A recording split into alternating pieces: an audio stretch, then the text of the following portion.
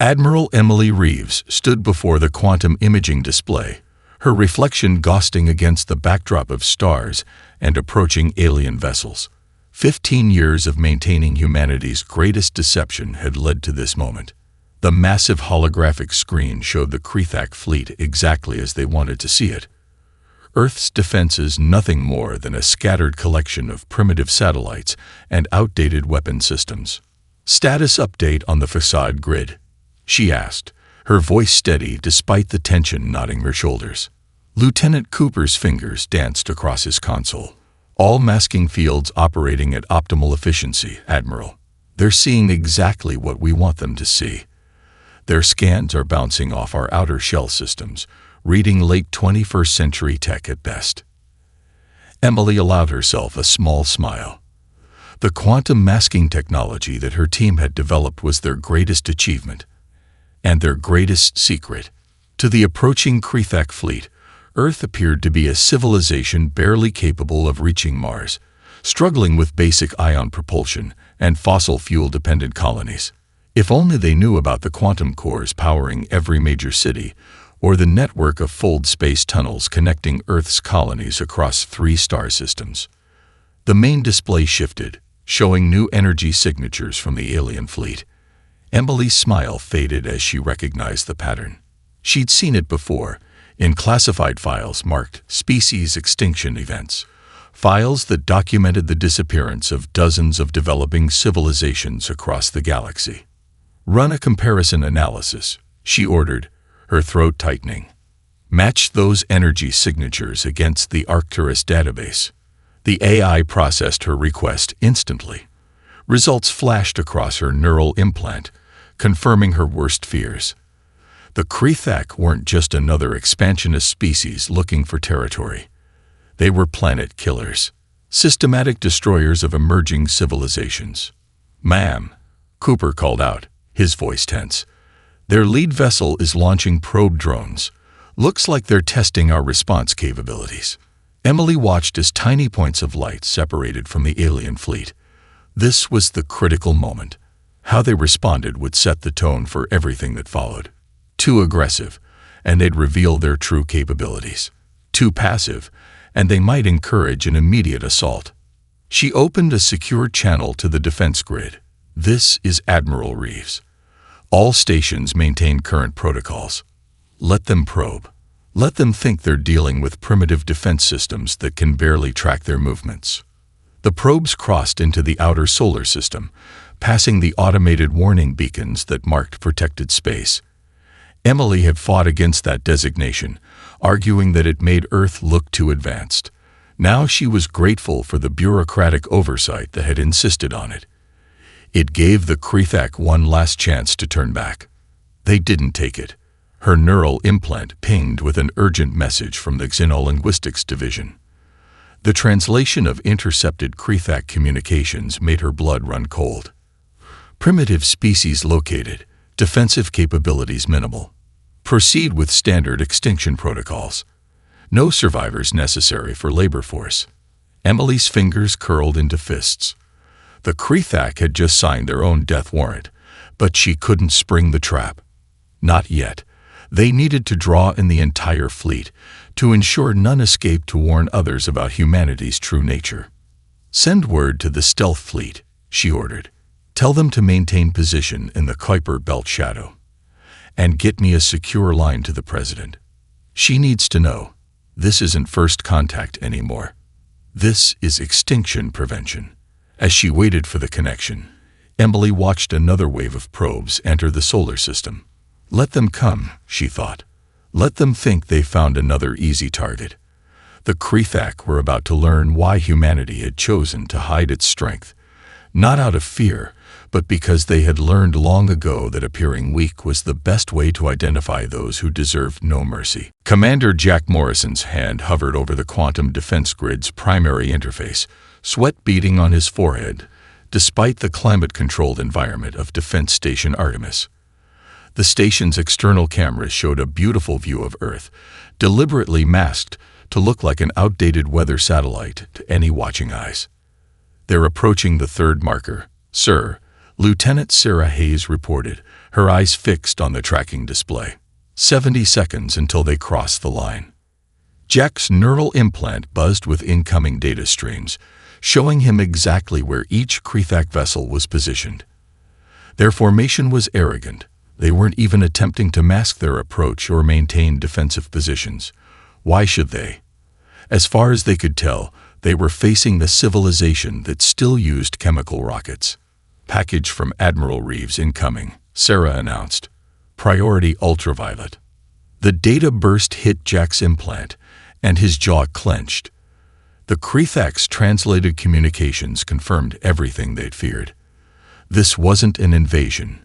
It was intended genocide. A sudden alert flashed across his console.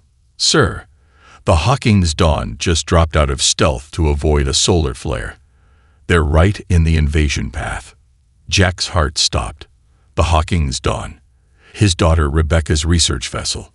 They were supposed to be safely hidden in the shadow of Europa, conducting their quantum field experiments. What were they doing out here? The Krethak fleet adjusted course slightly, their scanners still showing nothing but what appeared to be normal space debris. But Jack knew better. One wrong move, one flicker of their stealth system, and his daughter's ship would be the first casualty of a war that hadn't officially started.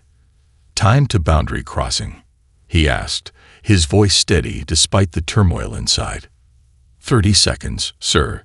Targeting solution ready for the lead vessel. He could warn them. A tight beam quantum transmission would reach the Hawking's Dawn before the Krethak could detect it. But that would risk exposing humanity's true capabilities. The lives of his daughter and her crew weighed against the element of surprise that might save billions. 20 seconds. Jack watched as the Hawking's Dawn executed a perfect stealth maneuver, sliding between two Krethak destroyers without them even noticing. Rebecca had learned well. She was her father's daughter after all. 10 seconds. The Krethak flagship, a massive vessel designated Target Alpha, crossed the boundary line. Jack's finger descended on the activation switch. Quantum cannon powered. Solution locked. Fire when ready, Commander. A single pulse of energy, invisible to conventional sensors, leaped from the station's hidden weapon array. In an instant, the flagship's shields were transformed into subatomic particles, scattered across space like cosmic dust. The vessel itself remained intact, exactly as planned. The Krethak fleet erupted into chaos. Their formation scattered as they tried to identify the source of the attack. Jack watched through multiple feeds as their supreme commander, Valak, raged on their command frequency. Impossible. These primitives cannot have such weapons. Find the source and destroy it immediately. A Hawking's Dawn used the confusion to slip away, vanishing into the safety of Europa's shadow. Jack allowed himself a small breath of relief before returning to the task at hand. Send the prepared message to their command channel, he ordered. Let's see how they respond to our primitive warning. Sarah transmitted the simple text message, deliberately encoded in basic binary. Protected space violation detected. Further incursion will result in defense protocol activation. Valak's response came quickly and exactly as Admiral Reeves had predicted. The Krethak fleet regrouped, their formation tightening into an attack pattern. They're not turning back, Sarah reported, disappointment clear in her voice. No, Jack agreed, allowing himself a grim smile. They're doing exactly what we hoped they would. Notify Admiral Reeves. Operation Hubris is proceeding as planned. As the Krethak fleet pressed forward, Jack couldn't help but think that some lessons could only be learned the hard way. This would be the Krethak's last and most painful one. Lieutenant Hannah Rodriguez hadn't left her station in the quantum cryptography hub for 18 hours, and she didn't plan to leave anytime soon. Not when she was this close to cracking the Krethak's battle language. Her neural implant hummed as it processed massive streams of intercepted communications, each fragment adding to the pattern she was piecing together. Come on, you arrogant bastards, she muttered, eyes scanning the holographic symbols floating before her. Tell me your secrets. Her brother Marco's face appeared in a small corner of her vision, a private channel from Europa base. Han, you need to see this. We're picking up some seriously weird energy signatures from their support fleet. Kind of busy here, little brother, she replied, but kept the channel open. Marco's intuition had saved her life twice during the Proxima incident. What kind of weird? Remember those theoretical weapons Dr. Parker was working on? The ones that could crack a planet's core? These readings are similar, but about 1,000 times stronger. Hannah's fingers froze above her interface.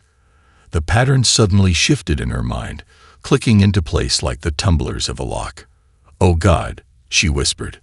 "Marco, get me a direct line to Admiral Reeves. Now." Her decryption algorithm had finally broken through. The Krethak weren't just communicating.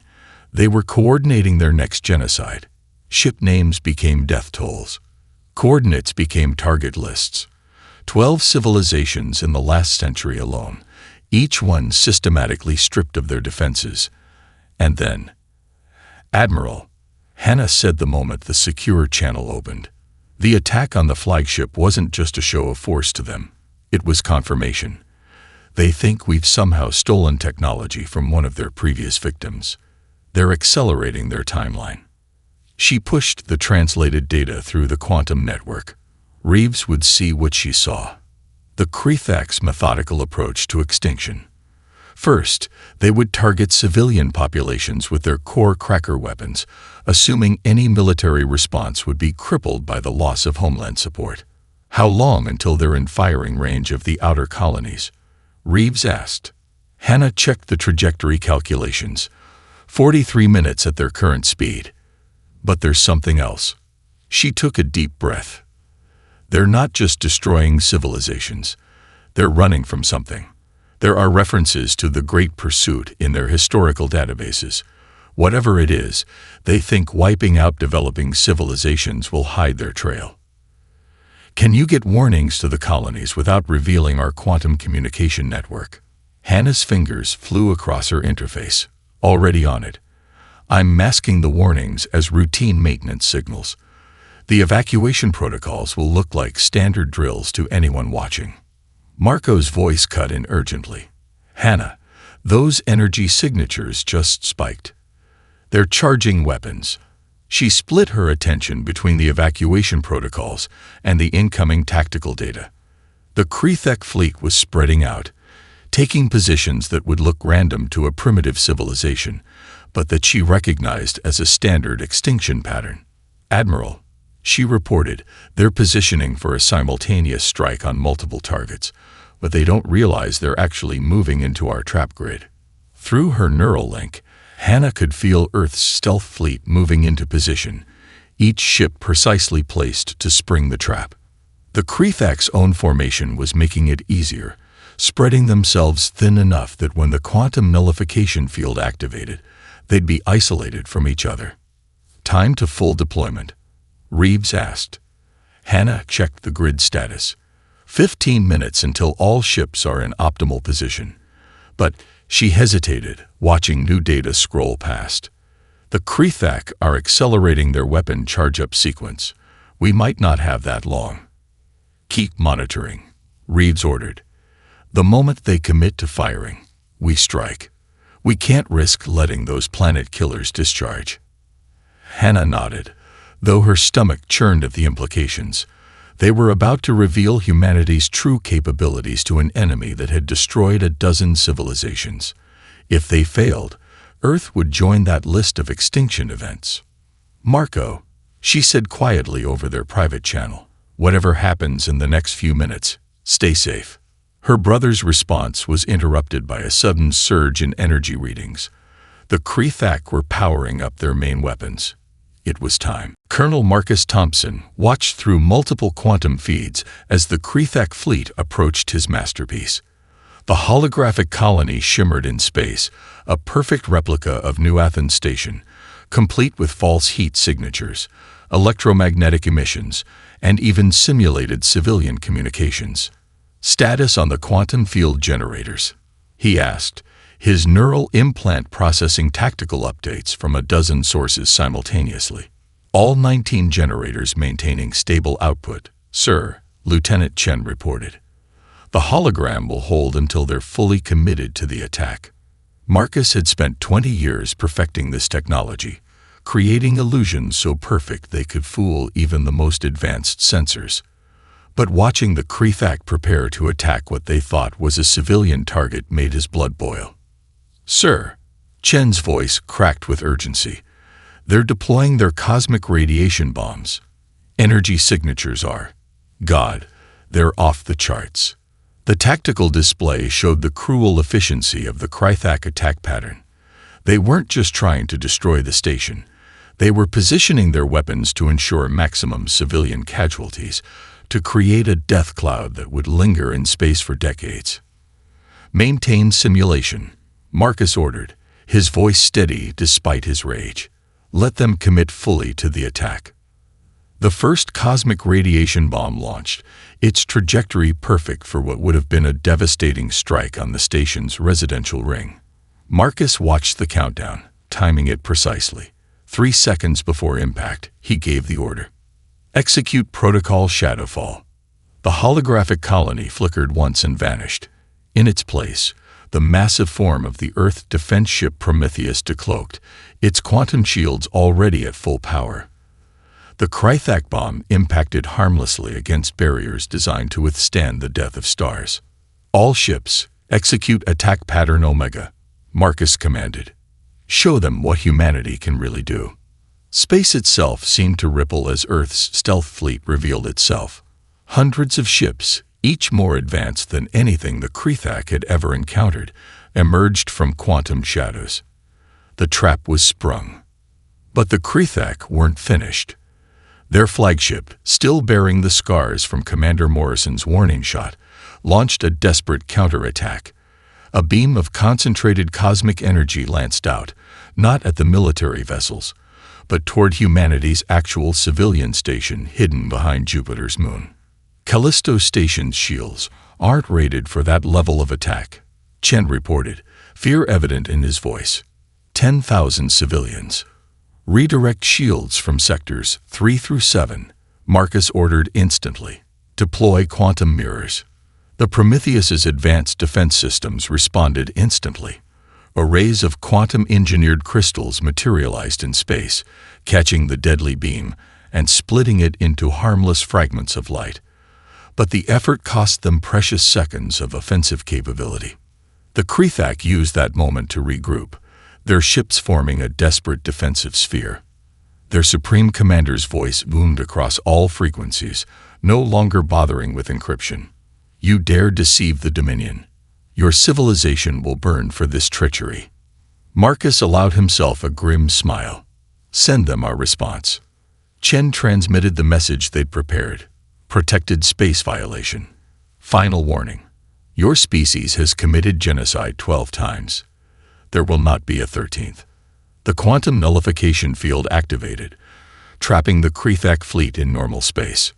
No escape, no faster-than-light travel, no retreat. Around them, humanity's ships moved with the precision of decades of preparation, each vessel exactly where it needed to be. "Sir," Chen reported, "we're detecting massive energy builds in their core cracker weapons. They're going to try to take us with them." Marcus nodded, having expected this. "Signal the Artemis Defense Network. Execute containment protocols. And get me a secure line to Admiral Reeves. She needs to know. The Krethak would rather die than face justice for their crimes." As he watched the battle unfold, Marcus couldn't help but think of the ancient human saying, "Appear weak when you are strong." Humanity had mastered that art, hiding their true power until the perfect moment. Now, that moment had arrived.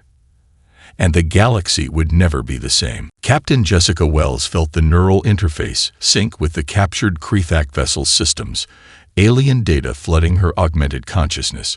Her strike team moved silently through the corridors of the massive ship, their quantum-adaptive armor shifting colors to match the metallic walls. "Way too easy," her second-in-command, Lieutenant Drake, whispered through their secure channel. "These superior beings didn't even change their security protocols after we took their scout ship." "Pride comes before the fall," Jessica responded, though something about this bothered her. A species capable of destroying 12 civilizations should have better internal defenses. Stay alert. Anderson, how's our exit route? Clear, Captain. But these bio readings don't make sense. I'm picking up at least 6 different species signatures aboard, all concentrated in the lower decks. Jessica froze, processing this information. Her neural interface suddenly pulsed with incoming data, memories stored in the ship's quantum core. Not data files, but actual extracted memories from previous conquests. The Krethak didn't just record their victories, they harvested the experiences of those they destroyed. The memories hit her like physical blows, a crystalline species shattered into extinction, a gaseous civilization compressed until they ceased to exist, a silicon-based culture melted into nothing. Each genocide meticulously studied, recorded, and learned from. Captain. Drake's voice snapped her back. Your vitals just spiked. Change of plans, Jessica ordered, her voice tight. We're heading to the lower decks. Those biosignatures. They're survivors. The Krethak didn't kill everyone. They kept specimens. The team moved swiftly through the ship's gravity-controlled corridors, encountering surprisingly little resistance. Most of the crew was occupied with the battle raging outside. Through the ship's sensors, Jessica could see the human fleet systematically dismantling the Krethak's defenses, their superior technology making the fight almost unfair. They found the first containment cell block behind a heavily shielded door. Jessica's interface made short work of the locks, and the door slid open to reveal a horror none of them had expected.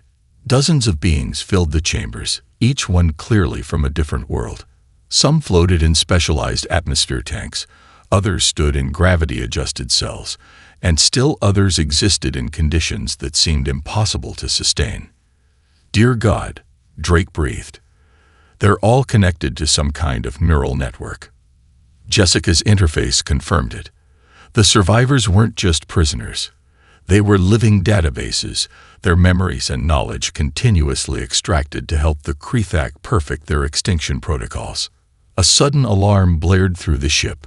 Captain, Anderson called out. They've detected our presence. But something's wrong. The prisoners' neural signatures are all spiking. Jessica's interface screamed warnings as it detected the threat. They're rigged with biological bombs, she realized with horror. If we try to free them.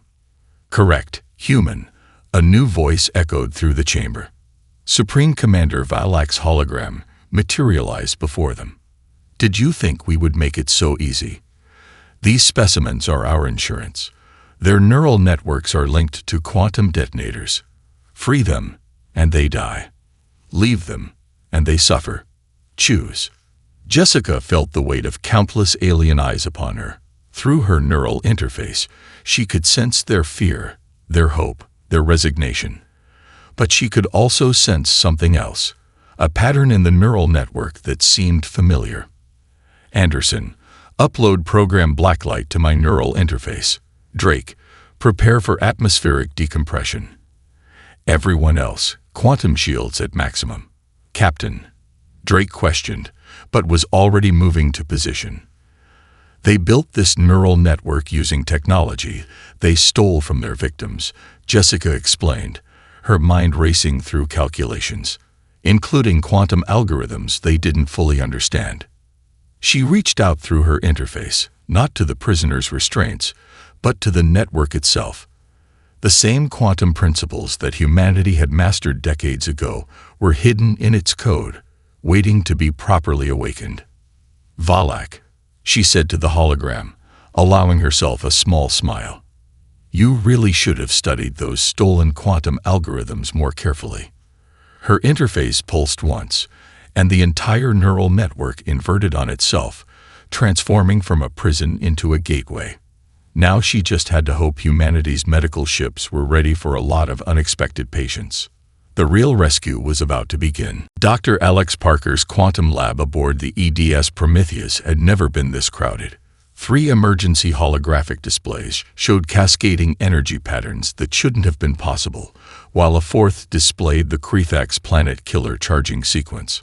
"Those energy signatures," he muttered, his neural implant struggling to process the incoming data. "I've seen them before." Lieutenant Hannah Rodriguez's voice crackled through the quantum comm. "Dr. Parker, please tell me you have something." The Krethax just activated all 5 of their remaining planet killers simultaneously. Alex's fingers danced across the holographic interface, pulling up his old research files. There, buried in his rejected weapons proposals from 15 years ago. The same energy pattern, just on a much smaller scale. They didn't develop this technology, he realized, his heart racing. They stole it. These are my designs, weaponized and amplified. But they don't understand the quantum instabilities. A massive energy surge rocked the Prometheus. Through the lab's viewing portal, Alex watched as space itself seemed to twist around one of the Krethax vessels. Their planet killer weapon was powering up, but something was wrong. The energy signature was fracturing. "Hannah, I need you to link your cryptography systems to my lab." Now, they built these weapons using stolen plans, but they missed the fail-safes. "When these things go critical—" "Already linked," she interrupted. "Oh God, the quantum cascade. If all 5 detonate, they'll tear a hole in space-time," Alex finished. "And they don't even realize it." His neural implant merged with Hannah's cryptography feed, their combined processing power attacking the problem from both ends. The Krethax had taken his theoretical designs for a focused quantum weapon and turned it into something that could crack planets. But they'd missed the subtle quantum entanglement protocols that prevented catastrophic failure. Another surge rocked the ship. 4 minutes to full power, Hannah reported. The containment fields are already starting to fail. Alex's mind raced through possibilities. They couldn't shut down the weapons. The Krethax controls were locked and encrypted. They couldn't destroy them. The resulting explosion would trigger the cascade. But maybe. "Hannah, your brother's work on Europa. The quantum field experiments. They were about containing and redirecting energy, right?" "Yes, but that was theoretical. We never tested it at this scale. We don't have a choice." Alex's fingers flew across his interface, combining his original weapon designs with Marco's containment theories. "I'm sending you a modified containment algorithm. If we can't shut them down, maybe we can turn their own weapons against them." Warning klaxons blared throughout the ship. The first planet killer's energy readings were approaching critical levels. Through the viewport, Alex could see reality itself beginning to distort around the Krethax fleet. "Algorithm received," Hannah confirmed. "But we need more processing power. This would take days to calculate on our current systems." Alex smiled grimly. "Unless we use their own network against them. Captain Wells just gave us access to their neural grid, remember? All those quantum processors they stole and never fully understood." His hands moved in a blur, rerouting power from the Prometheus's weapons to his lab's quantum processors. They had one shot at this. If he was wrong about the underlying principles, if Hannah's calculations were off by even a fraction, initiating quantum override, he announced. "Hannah, on my mark, flood their network with the containment codes. 3, 2, 1, mark." The lab erupted in blinding light as their combined algorithm shot through the Krethax stolen neural network. Alex watched through his implant's data feed as the code propagated, turning each stolen quantum processor into part of the solution. Space warped around the Krethax fleet, but not in the way they'd intended. Instead of destroying everything around them, their planet killer's energy turned inward, creating a localized quantum bubble. "It's working," Hannah breathed. "The cascade is being contained." But Alex wasn't celebrating yet. The energy readings were still climbing. They'd prevented the space-time tear, but now they had another problem. "Hannah," he said quietly, "get me Admiral Reeves. The good news is we stopped them from destroying the solar system. The bad news, We just turned their fleet into a quantum bomb. Admiral Emily Reeves materialized on the bridge of the Krethak flagship via quantum teleporter, her strike team securing the command center in seconds. The ship's emergency lighting cast an eerie red glow across alien consoles, while outside the viewport, the contained quantum explosion from their failed planet killers created a ghostly aurora in space. Professor Michael Hayes stood at a central terminal, his neural interface deep in the Krethak's primary database. His face had gone pale. "Admiral," he said, his voice shaking. "You need to see this. Now." Emily crossed to his station, accepting the neural feed he pushed to her implant. The data crashed into her consciousness. Star charts, extinction records, and something else, something that made her blood run cold. "They're running," she whispered. "All of this, the genocides, the stolen technology, the desperate attacks. They're leaving a trail of dead worlds to cover their tracks." Through the neural feed, she saw it, a massive void in space, expanding at impossible speeds, consuming everything in its path. The Krethak had encountered it centuries ago, losing half their territory before they discovered that advanced civilizations drew its attention first. Their logic was simple, Hayes explained, pulling up more records. If they destroyed every emerging civilization they found, if they kept this sector of space appearing primitive and lifeless, the void would pass them by, Emily finished. That's why they attacked us the moment they detected our warning shot. Advanced weapons meant we could draw its attention. A quantum alert pulsed through her implant. Dr. Parker's voice cut in. "Admiral, the containment field around their fleet is holding. But we've got a new problem. The quantum bubble is generating some kind of signal. Something out there is answering." Emily's mind raced through options. Humanity had hidden its true capabilities to identify threats, but the Krethak had hidden theirs out of pure terror. Now their desperate gambit had failed, and the very thing they feared. New contact. Lieutenant Rodriguez's voice crackled through the comm. "Massive quantum disturbance at the edge of the system. Something's coming through." Hayes grabbed her arm. "Admiral, there's more. In their earliest records, they weren't always like this. The Krethak were peacekeepers once, protecting younger civilizations. But after their first encounter with the void, after watching it consume world after world, they became what they feared," Emily said softly. Another alert. The quantum bubble containing the Krethak fleet was beginning to destabilize. They had minutes at most before it collapsed, taking half the solar system with it. She opened a channel to Captain Wells. "Jessica, those survivors you rescued, what have you learned from them?"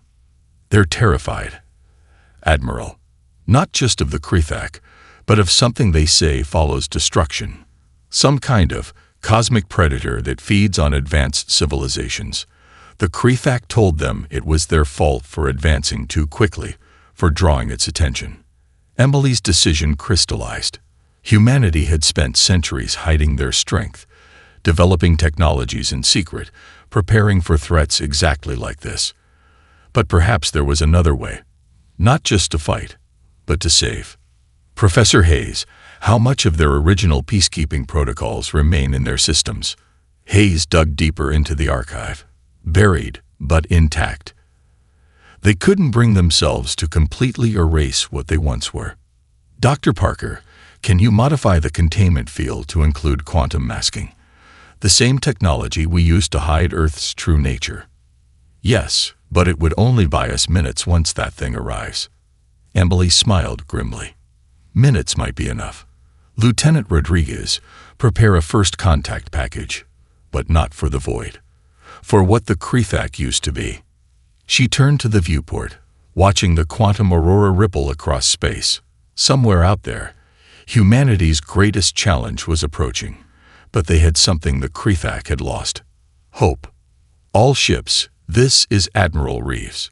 Prepare for Emergency Protocol 0. We're not just fighting for humanity anymore." The void was coming, but this time, it would find neither victims nor executioners. Just survivors, standing together. The void manifested like a tear in reality itself, a darkness deeper than space that consumed light and hope alike. Admiral Emily Reeves stood on the Prometheus's bridge, watching as humanity's greatest gambit unfolded. Quantum masking field at maximum power, Dr. Parker reported, his voice tense. The modified containment bubble is holding. For now. Within that bubble, the remaining Krethak fleet hung suspended in spacetime, their failed planet killers transformed into the linchpin of humanity's desperate plan. But it wasn't their weapons that mattered now, it was their memories. Archive integration complete, Professor Hayes announced. Captain Wells, are the survivors ready? Jessica's voice came through clear and determined. All 17 species are linked into the network. They understand what we're attempting, what we're offering. Emily took a deep breath. The void was approaching faster now, drawn by the quantum disturbances. But instead of running or fighting, they were about to try something the Krethak had never considered: healing. Lieutenant Rodriguez, initiate the merge sequence. Hannah's fingers danced across her console. The quantum bubble pulsed with new energy as the combined knowledge of Earth's scientists merged with the Krethak's ancient peacekeeping protocols. Not weapons or defenses, but something far more powerful: understanding. Supreme Commander Valak, Emily broadcast on all frequencies. You once protected the younger races. You can do so again. Not through destruction, but through guidance. The choice is yours. Seconds ticked by. The void's approach distorted space around it, sensors screaming warnings as reality itself began to warp. Then, we accept. Valak's voice cracked with emotion. We forgot. We forgot who we were. We became the very thing we once stood against. The quantum bubble shifted, its energy signature changing as the Krethak vessels actively joined the network. Their stolen technologies, combined with Earth's innovations and the survivors' knowledge, created something entirely new. The void's almost here, Parker warned. Whatever we're going to do. Now, Emily commanded. Activate the restoration protocol. The quantum bubble expanded, not with destructive force, but with transformative energy. The combined knowledge of 18 species, the lost peacekeeping wisdom of the Krethak, and humanity's mastery of deception, all focused into a single purpose: not to hide from the void, but to show it something new. Space lit up with impossible colors as the quantum field took effect. Where there had been warships, there now stood a testament to cooperation. Where there had been weapons, there now pulsed the combined life force of multiple civilizations working in harmony. The void hesitated. It's working, Hayes whispered. The quantum signatures.